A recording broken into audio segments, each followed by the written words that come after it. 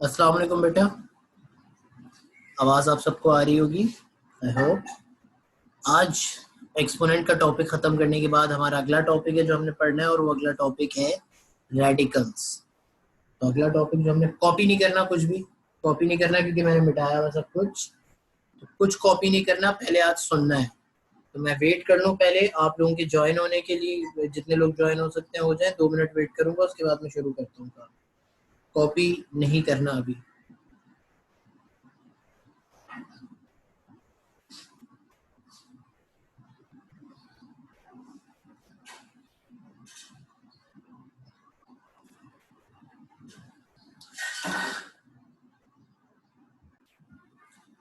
बेटा रेडिकल्स हम लोगों ने पढ़ना है।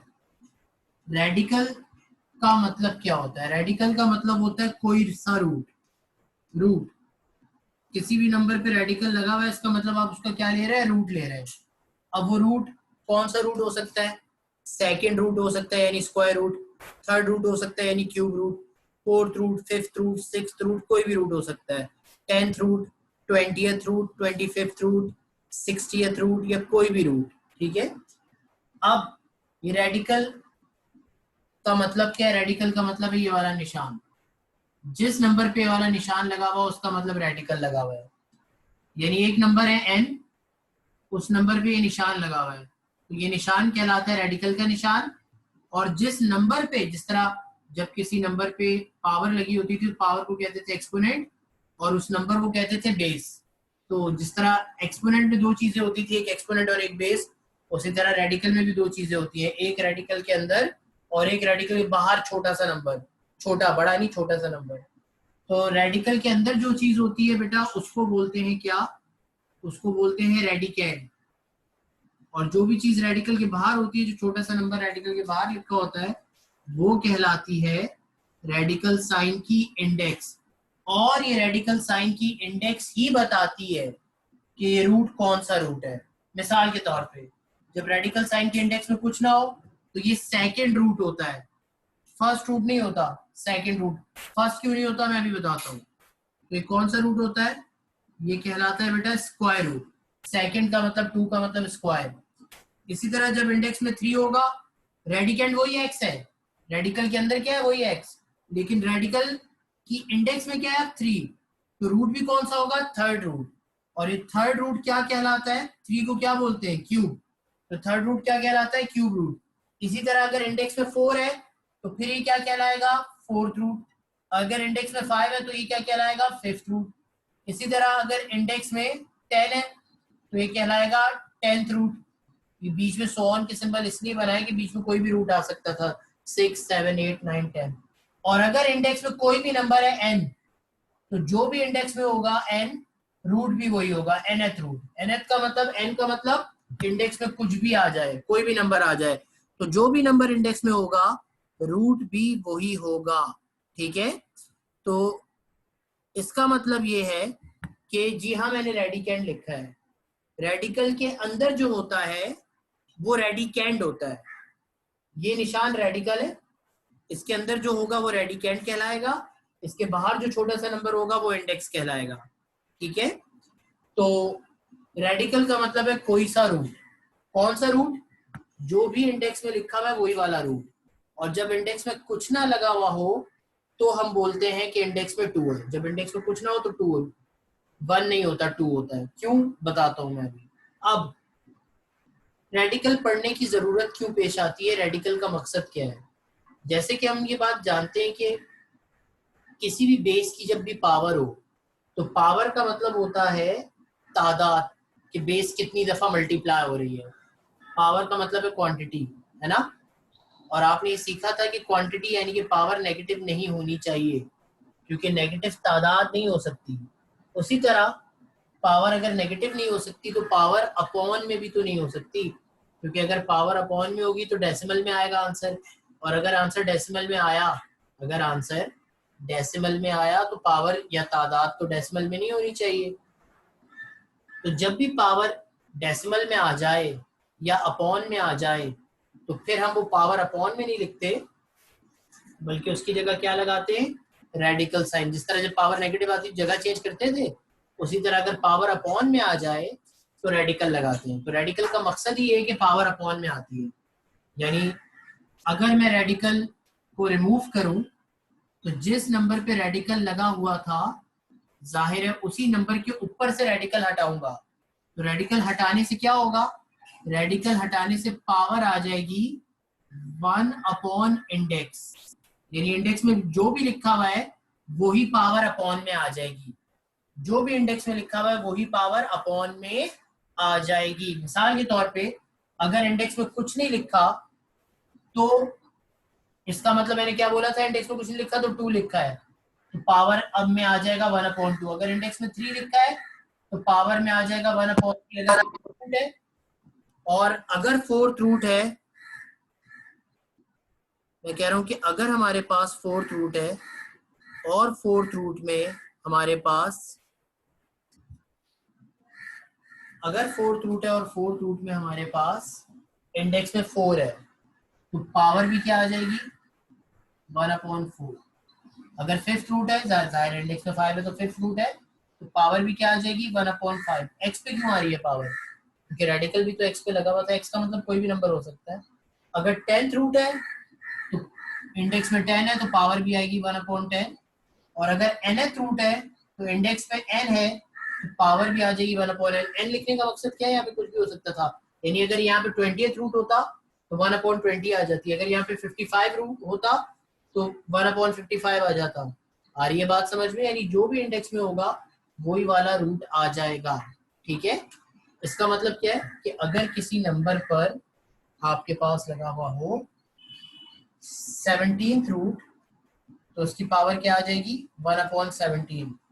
इस बात को आप यूं भी बोल सकते हैं कि अगर किसी नंबर पे 1/17 लगा हुआ हो तो इसका मतलब उस पर कौन सा रेडिकल आ जाएगा 17th रूट आ जाएगा। यानी अगर आप रेडिकल हटा के पावर अपॉन में ला सकते हैं तो उस अपॉन वाली पावर की जगह वापस रेडिकल भी लाया जा सकता है। यही मैं समझा रहा था कि रेडिकल का मकसद ही होता है कि जब भी पावर अपॉन में आए तो आप उस पावर को रेडिकल में कन्वर्ट कर दें।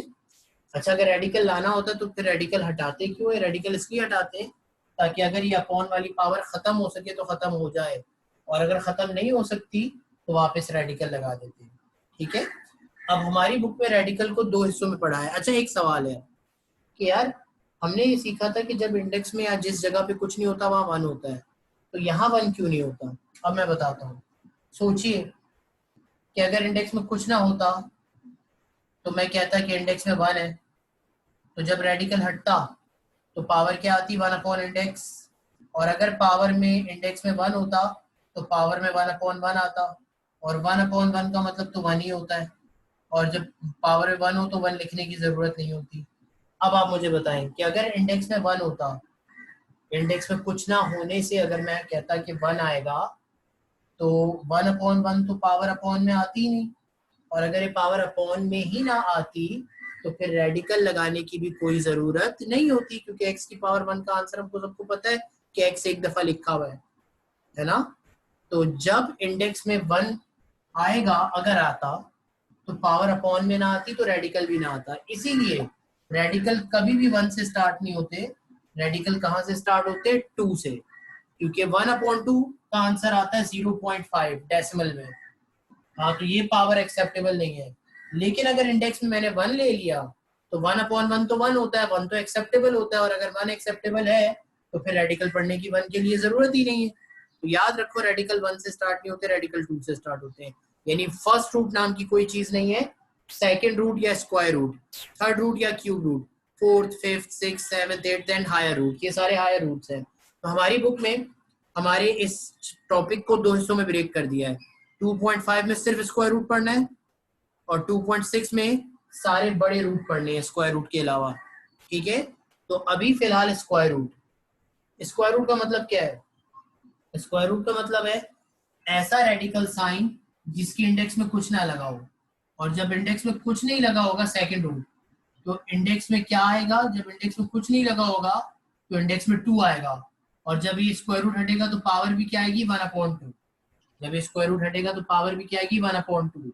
यहाँ पे जो भी रेडिकल के अंदर है, रेडिकल के अंदर वाली चीज को क्या कहते हैं बेटा, रेडिकेंड, क्योंकि रेडिकल तो ये निशान है, इसको छोड़ दें, इसके अंदर वाले नंबर को क्या कहते हैं, रेडिकेंड, और इंडेक्स में कुछ भी नहीं है, और जब इंडेक्स में कुछ नहीं होता तो क्या होता है, 2। अब स्क्वायर रूट की कुछ एप्लीकेशन, कुछ एग्जांपल्स हम सब जानते हैं। 4 का स्क्वायर रूट 2 आता है, 9 का 3 आता है, 16 का 4, 25 का 5, 169 का 13, 100 का 10, 49 का 7, 64 का 8। इसी तरह एक्स स्क्वायर का एक्स आएगा। एक्स अभी ये समझाता हूँ कैसे आएगा। तो ये सारे हमें याद है, और नहीं याद तो कैलकुलेटर से निकाल आएंगे। लेकिन कैलकुलेटर से निकालने के बजाय अब हमें इसको सिंप्लीफाई करना सीखना है कि सिंप्लीफाई कैसे होता है, मतलब 4 का स्क्वायर रूट 2 कैसे आता है। अब देखो इस बात को समझना है कि 4 के स्क्वायर रूट का मतलब क्या है। 4 का स्क्वायर रूट आपने बोला कि क्या आता है, 4 का स्क्वायर रूट 2 आता है। क्यों आता है 4 का स्क्वायर रूट 2? क्योंकि 2 का स्क्वायर लेने से, 2 का स्क्वायर लेने से वापस क्या मिलेगा, 4। यानी अगर मैं 2 का स्क्वायर ले लूं तो आंसर क्या आएगा, 4। तो अगर 2 का स्क्वायर 4 है तो 4 का स्क्वायर रूट वापस 2 है। अगर एक नंबर दूसरे का स्क्वायर है तो दूसरा वाला पहले का स्क्वायर रूट है। ठीक है, अगर 2 का स्क्वायर लेने से 4 आ रहा है तो फिर 4 का स्क्वायर रूट लेने से 2 आएगा। ठीक है, यानी कभी भी आपसे किसी नंबर का स्क्वायर रूट पूछा जाए तो इसका मतलब आपसे ये पूछा जा रहा होता है कि ये नंबर किसका स्क्वायर है, ये नंबर किसका स्क्वायर है। जिसका ये स्क्वायर होगा वही इसका स्क्वायर रूट होगा। समझ आ रही है बात? तो ये होता है हमारे पास स्क्वायर रूट का कॉन्सेप्ट।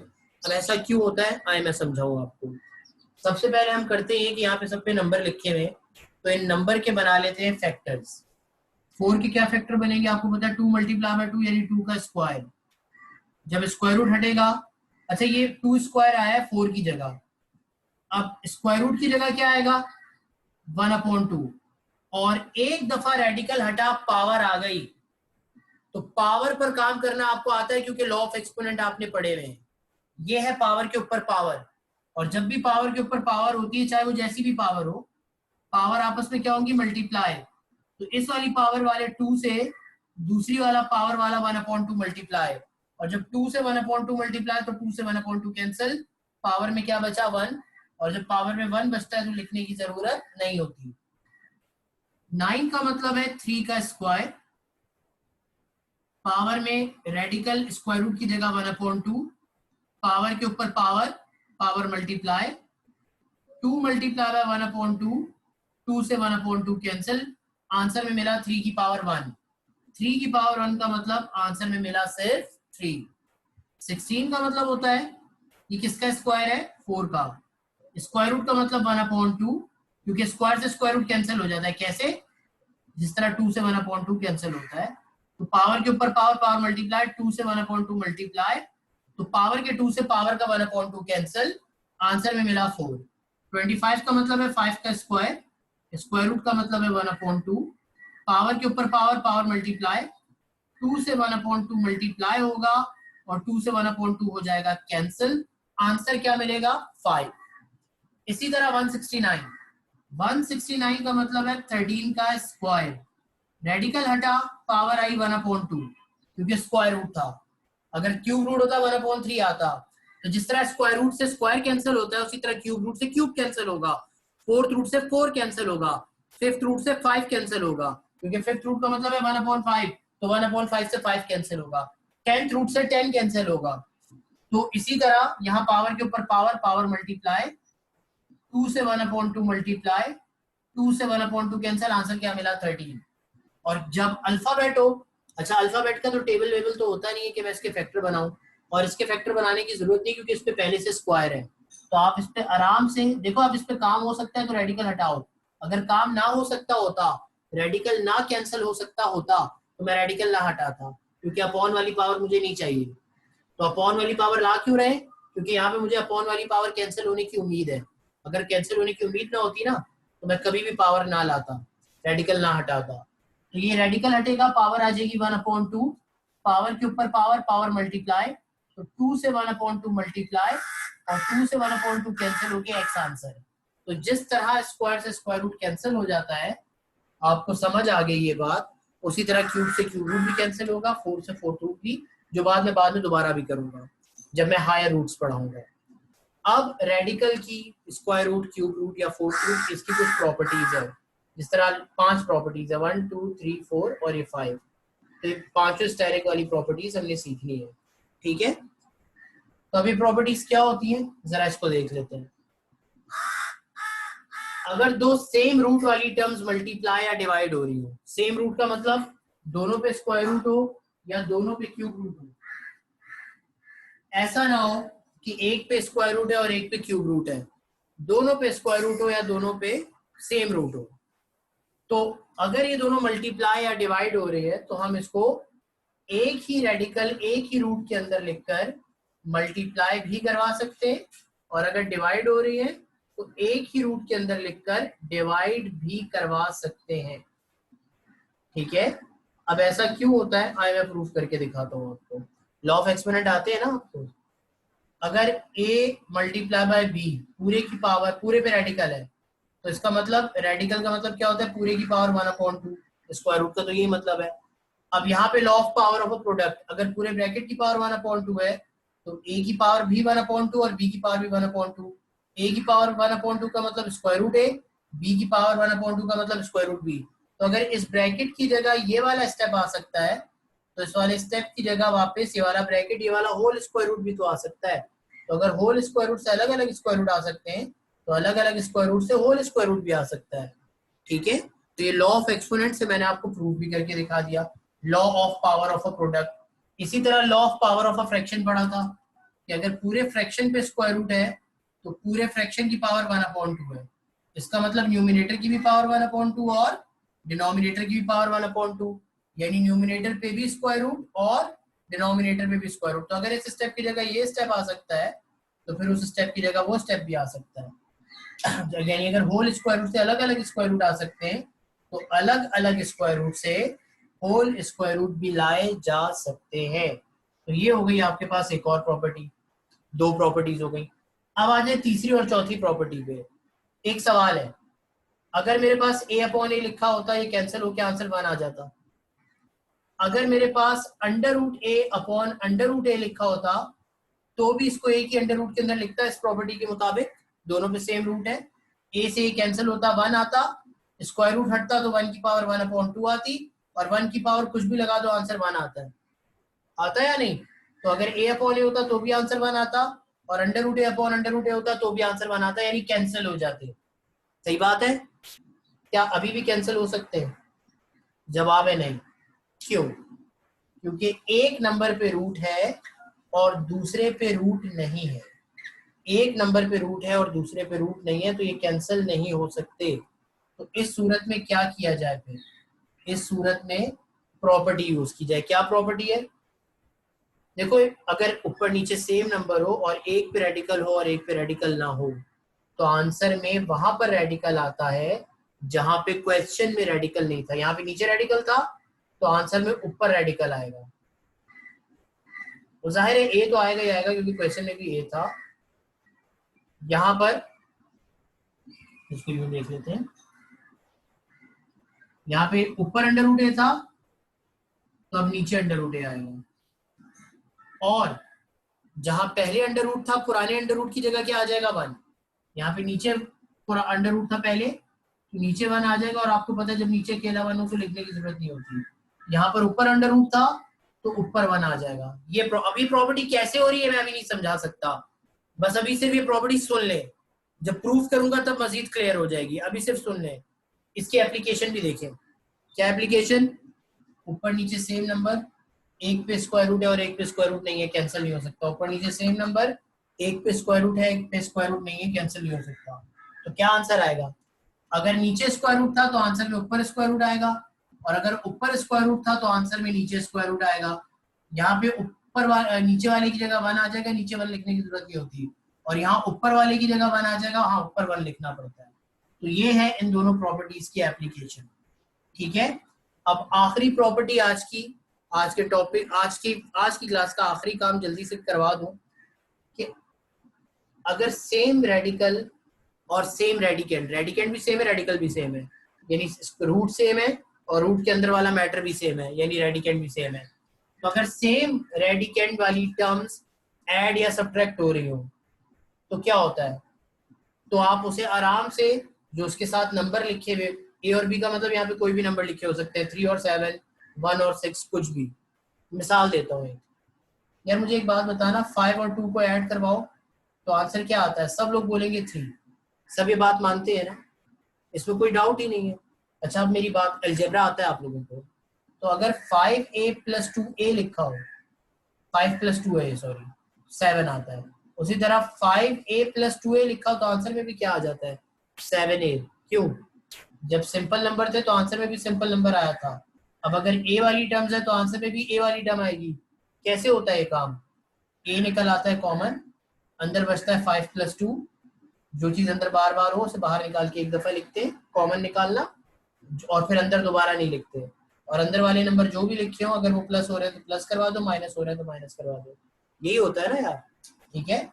तो बिल्कुल उसी तरीके से अगर इस पे ए ना होता बल्कि √a होता तो आंसर में भी √a आ जाता।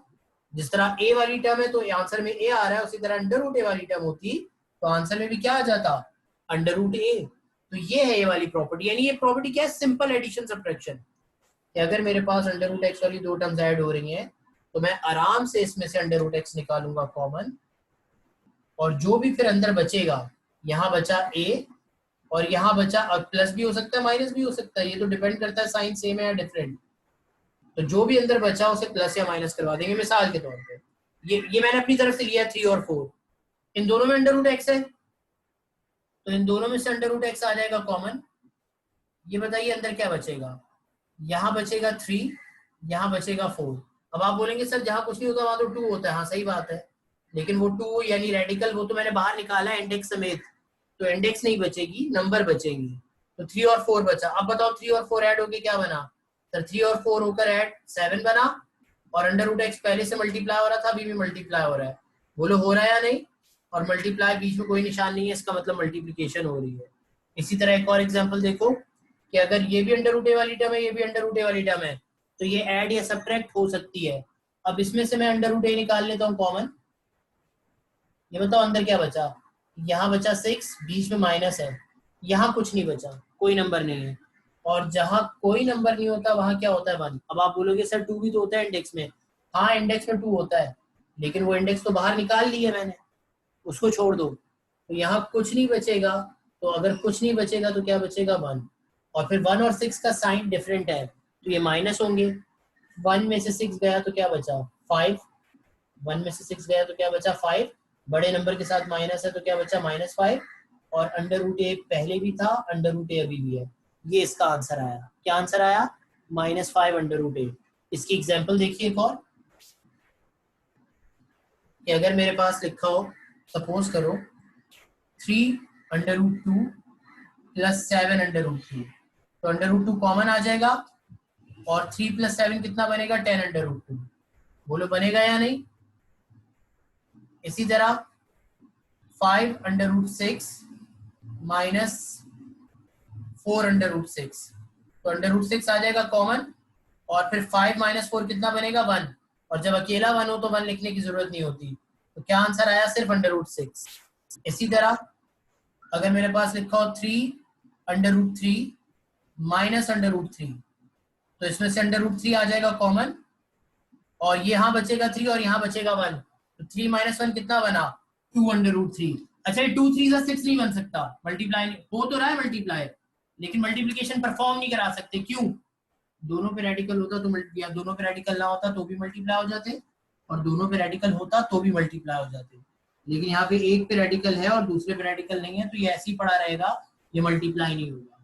तो ये थी पांचवी प्रॉपर्टी। अच्छा पांचवी प्रॉपर्टी तो प्रूफ करने की जरूरत नहीं है, कल की क्लास जब शुरू करूंगा तो ये दोनों प्रॉपर्टी प्रूफ करवाऊंगा और क्वेश्चंस करवाऊंगा, ठीक है। तो कल का काम दोबारा ये प्रॉपर्टीज पर एक दफा रिवाइज करेंगे और इन दोनों प्रॉपर्टीज को प्रूफ करेंगे, तो इंशाल्लाह ये दोनों प्रॉपर्टी सही से समझ भी आ जाएंगी। चलिए अब आप लोग कॉपी कर लें, और मैंने आज सिर्फ इतना ही पढ़ाना था, कॉपी कीजिएगा काम, उसके बाद फिर मैं मीटिंग एंड करूंगा। मीटिंग का टाइम हो चुका है ख़त्म, तो मीटिंग अब मैं एंड करने जा रहा हूँ। आप लोगों में से अक्सर लोग कॉपी कर चुके हैं, दैट्स गुड। टाइम खत्म हो गया, 1 मिनट में और दे देता हूँ, जिसने कॉपी करना है वो कॉपी कर ले, जल्दी से वाइंड अप कर ले तो मैं फिर मीटिंग एंड कर दूँ।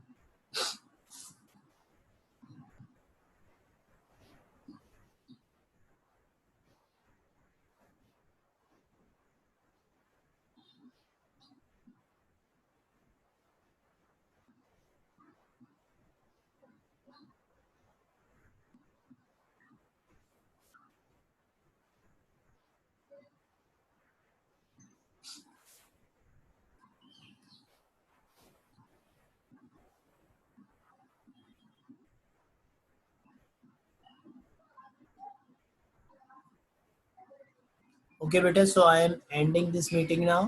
ठीक है, होप के काम कर लिया है हम लोगों ने, सही है।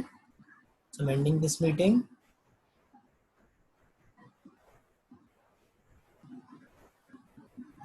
होमवर्क ज़रूर कर लीजिएगा, इंशाल्लाह कल मुलाकात होती है।